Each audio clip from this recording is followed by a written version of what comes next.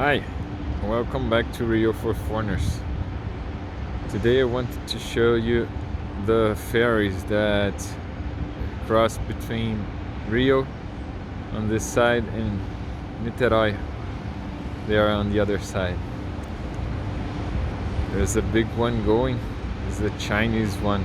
It was bought the latest. And the other one is coming from Niteroi.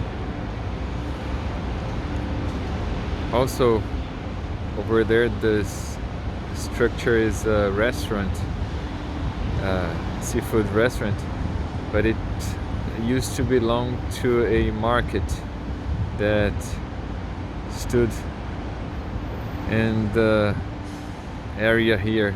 It was a city market, but it was torn down, I think, in the 1920s.